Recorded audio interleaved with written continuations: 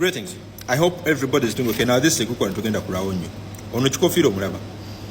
Buli kye yali avunaanye abakulembeze abamusooka ba Uganda okubanga baatambuza bubi eggwanga lyattu Uganda, okubanga baakola ebikolobero. Abikoze n'okubikusamu emirundi nga 5. Wabula mpulirizamu katono. Ensi eziri ku lukalu lwa Africa nga zigezaako okulwana okulaba nga zitumbula demokrasiya waazo. Ono Kikofiiro ewaffe ali mu kulwana nnyo okulaba ng'ate ffe atuvuga atuuza mabega mu mwaka gwa 1972. Mpulirizamu katono katugendeko mu byayita. Mu Septemba nga 22 1972 tubeera tutunuulira okutugumbulwa n'okuttibwa kwa eyali Ssaabalamuzi wa High Court oba eyali Ssaabalamuzi wa Uganda Kabaka Ben Kiwanuka. Wabula bulirizamu katono. Ono kigambibwa yattibwa ku birageno bya Idi Amin Dada eri omukulembeze by then. Era nga kigambibwa nti ekyamussa yali nkolaganaye wakati n'abayeekera abaali bawangalira mu ggwanga lya Tanzania n'akabinja akalala keeri akolagana nako mbu aka Afronasa. Wabula kigambibwa nti ono yawambibwa okuva mu High Court e Kampala mu kizimbe ky'e Kampala mu September 1972 n'akakibwa n'ateekebwa mu bbuutu y'emmotoka bw'atyo n'avugibwa mpaka ku Makindye Military Barracks awo nga yewatuula court martial ey'olunaku olwaleero. Era kigambibwa n'atemebwako omutwe oba n'atugumbulwa ng'embuzi. Wabula ennaku 2 nga Ben Kiwanuka tannakwatibwa, Obote mu bigambo bye alleged n'agamba yali afunye ebbaluwa okuva ewa Ssaabalamuzi Ben Kiwanuka ng'emukakasa nti Ssaabalamuzi yali amugambye agenda mwetabako mu kulwanyisa effugabbi erya Idi Amin Dada era ng'agenda kumwegattako mu kuggyako Idi Amin Dada. Ebyo byali bigambo by'Obote. Wabula Ben Kiwanuka ng'amaze okuttibwa, okusinziira ku kunoonyereza Obote kwe yali akoze either ye ne Oito Joko, kigambibwa nti waliwo ebbaluwa ze baali basindika zigende wa Namwandu omukyala yali amanyiddwa nga Makizas oba Makizensa za Lwango Kiwanuka. Ebbaluwa zino Obote ze yali awandiise either Obote oba Oito Joko zakwatibwa akabinja ka Afronasa akakulemberwa Museveni by then nga kali Tanzania. Era nga kigambibwa nti mu bbaluwa zino mwalimu piece of evidence eyali erumika omukono gw'akabinja ka Afronasa okubanga ke katta Ssaabalamuzi Ben Kiwanuka. Kankiddemu mu bbaluwa ezapiningibwa akabinja kana ka Afronasa ezaali ziva either wa Obote oba Oito Joko zaalimu piece ya evidence yali erumika akabinja ka Afronasa okubanga kayina omukono mu kufa kwa Ssaabalamuzi Ben Kiwanuka. Bino byali bigambo bya Namwandu Makizensa za Lwango Kiwanuka mu interview gye yakola n'omukuto gwa African Current Affairs magazine drum mu 1980. Era mu bigambo bya Namwandu bye yagamba reporter era amanyiddwa nga VIP Kirenga Gava.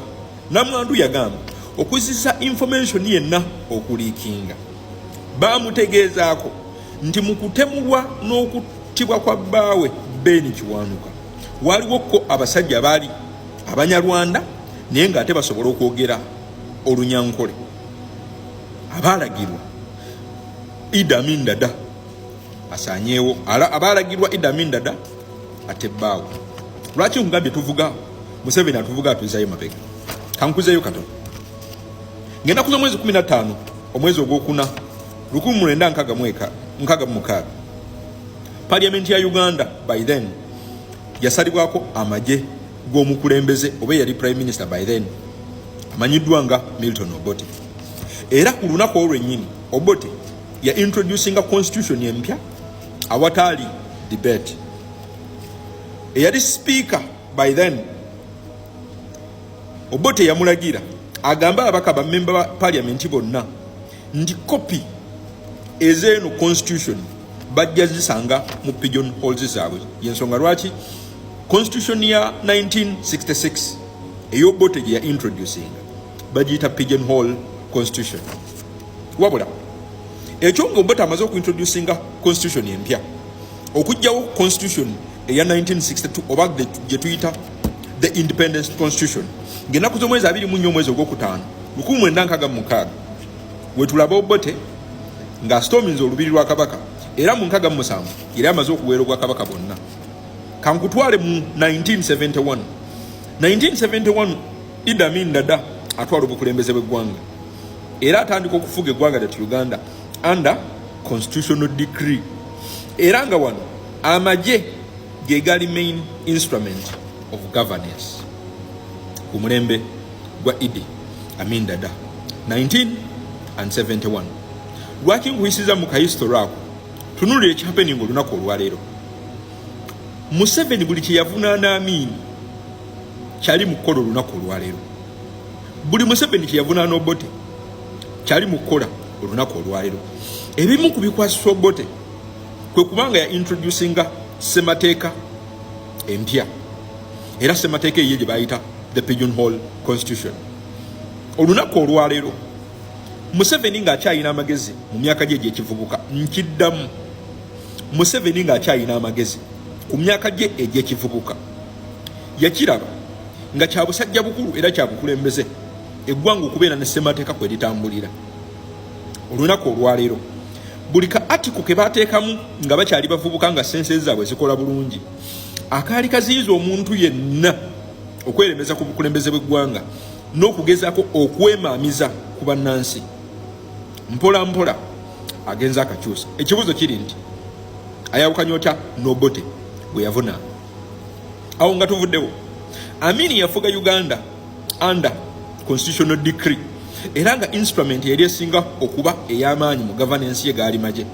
Olunaku olwaleero Museveni kye yavunaana Amin okubanga yali akutte eggwanga n'alifuula buli institution n'agifuula militant, kyali mu kuzimba olunaku olwaleero. Lwaki nagambye tuvuga tuddayo mabega? Nga Supreme Court emaze okuwa ruling yaayo ngamba eyo Owini Dollo ng'egaana ba civilian okubeera tried mu military courts oba mu court martial. Museveni ya appointinga Dr. Flavian Zeija nga new deputy chief justice. Tewerabira contract ya Owini Dollo eggwako mu mwaka gumu nga tugenda mu kulonda. Museveni akulondedde deputy chief justice Dr. Flavian Zeija oluvannyuma lwa Owini Dollo okuwa ensala ku ruling gye yawa ba civilian okuwezesa mu court martial. Museveni alonda deputy chief justice omupya eya nga contract ya Owini Dollo egenda kuggwako nga tugenda mu kalulu. Wabula ekyo si kye kikulu. Ekikulu kiri wano, wuliriza deputy spokesperson wa parliament oba deputy speaker wa parliament yaffe ngamba kana akami katayebwa bwe kayogera ebigambo ku TV set. Njagala owulirize bulungi wano quoting ekigambo deputy speaker wa parliament. Yayogera bw'ati ngali ku set ne Simon Kagwanjala bw'ati, wuliriza. Okay, I'm soft, I'm easygoing, I'm very simple, but very decisive and very firm. When it comes to an assignment given to me, I have to be flexible. If His Excellency the President has given me a duty of ensuring that we deliver government programs in the House, he's not asking me anything personal. Oye tayebwa gwova okuwulira. Akugambye nti senga webwa task okuva wa mukama we mu parliament ya Uganda amaking sure ekivuga. Wenjogera olunaku lwaleero ekiteeso kigenda kufula ya parliament okukkiriza ba civilian bawesebwe mu court martial, okuzza emabega oba okusaabulula decision ya Supreme Court yeyisa nti civilian talina wesebwa mu court martial. Bambi Museveni ng'akola bino byonna ngazzayo Uganda mu 1971 we yali under military rule ya Idi Amin Dada, alowooza kisobola okumutaasa. Yeerabidde ekintu kimu nti tewaliwo kintu kyasobola kukola kisobola taasa regime ye mu kugwa. Wonna waatuteeka olunaku olwaleero Uganda yali ebaddewo, naye abantu abamufaanana nga ye oba nga ffe tewali kyabalemesa kukyusa bukulembeze by then. Museveni mu myaka gye egy'ekikadde alowooza alina kyasobola okukola ne kizza spirit z'abannayuganda okukyusa eggwanga eri ne kizizza emabega. Bambi mumusaasire, njagala otegeeza Museveni tewali kyogenda kukola kigenda taasa regimu yo kigo. 2026 londa omukulembeze